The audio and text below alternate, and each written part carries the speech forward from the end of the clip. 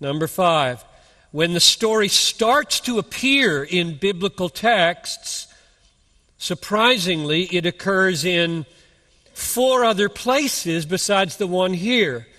Some manuscripts put it after 736, some put it after 744, some put it after 2125, and some have it in the Gospel of Luke after 2138. That it is simply a fallacious argument to say that the Pericope Adulterae was a floating tradition that didn't really have a home in the Gospel of John. And Piper makes this same argument. I noted before that actually the passage moving to different places in John, or in one case to the Gospel of Luke, only occurs in very late manuscripts and in only a few isolated instances. It appears after John 7:36 in one manuscript. It appears after John 7:44 in no Greek manuscripts, but in a couple of Georgian manuscripts, that is, translations of the gospel into the Georgian language. It appears after John 21:25 in a handful of late minuscule manuscripts, 565, 1076, 1570, and 1582, and in several Georgian manuscripts again.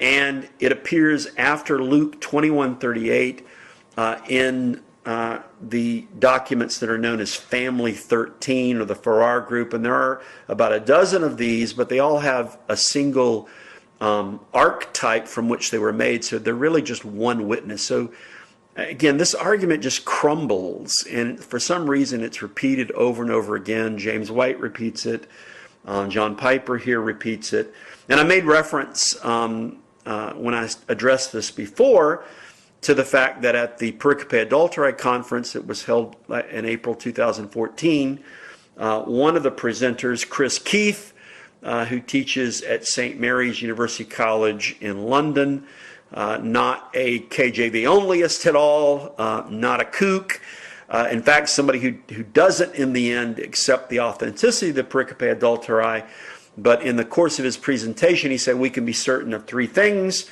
He said, first, Christians were reading the Pericope Adulterae by at least the late 4th century at John 7:53 through 8:11. Secondly, we know that there were copies of John that circulated without the Pericope Adulterae.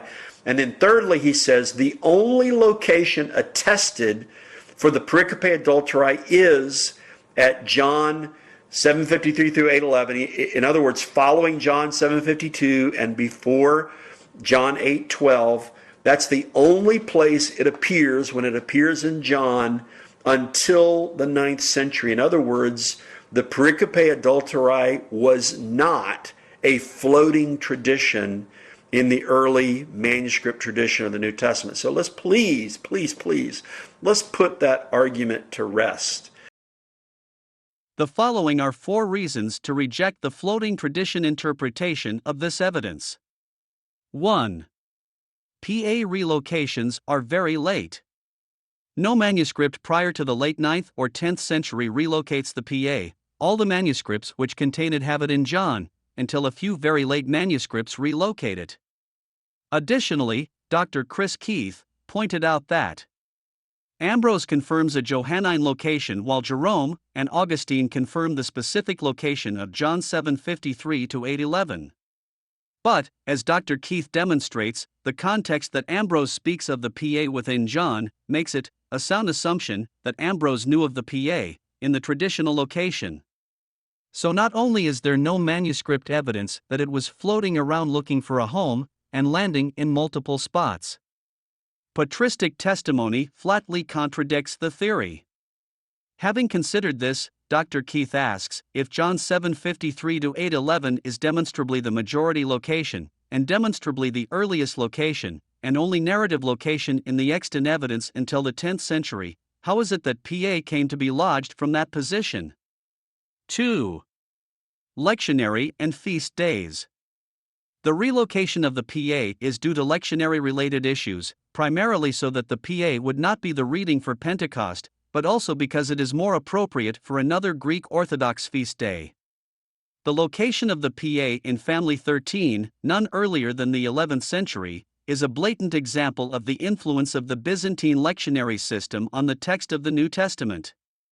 Luke 21 verses 12 to 19 is to be read on October 7th, the feast of Saints Sergios and Bacchos. The day after, on October 8th, the PA is to be read on the feast of Saint Pelagia. Saint Pelagia the harlot was a notorious prostitute in the 4th or 5th century who repented and became a Christian at the preaching of Saint Nonnus.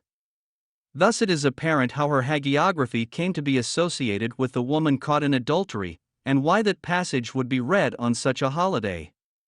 The PA's presence in these locations was therefore not due to confusion, but to a deliberate scribal choice, simplifying the lector's task of reading straight through rather than skipping around in the text. 3. From out of John. Manuscript 1333, also a late manuscript, places the Pericope Adulterae between Luke and John and explicitly states, "From out of John," therefore it can hardly be counted as evidence for the floating tradition. It is misleading when writers or apparatuses claim that in MS 1333c, the PA appears, at the end of Luke, or post-Luke 24 verse 53, which makes it appear as though it were a portion of the Lucan text. Such a claim is clearly negated both by its placement location as well as the introductory phrase that identifies the pericope as coming from that according to John. 4. PA not the only passage found at various places. The Pericope Adulterae is not the only passage inserted into various manuscripts at various places.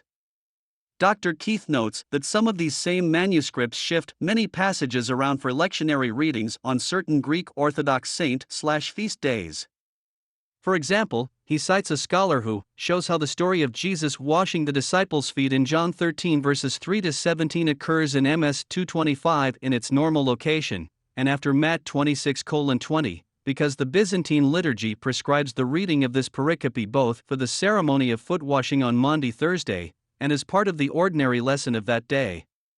That is just one example of many. Even the most weighty manuscripts for the critical text are not immune. Ironically, John 19 verse 26 is inserted at Matthew 27 verse 49 in both Codex Sinaiticus and Vaticanus. Are any of these examples absolute proof that those passages were floating around looking for a home, and therefore we should reject them as belonging to Scripture? Certainly not. In conclusion, the reader is encouraged to read Dr. Chris Keith's thorough refutation of the floating tradition argument in his article The Initial Location of the Pericope Adulterae in Fourfold Tradition, Novum Testamentum 51, 2009. Dr. Keith is not a Textus Receptus advocate, and does not even believe that the Pericope Adulterae is authentic, but he has demonstrated that the floating tradition argument is a baseless theory. Additionally, the reader can see majority text advocate Dr. Maurice Robinson's article, Preliminary Observations Regarding the Pericope in Philologia Neotestamentaria 13, 2000. One would think that after several years of these journal articles being published, this naive floating tradition argument would cease to be made.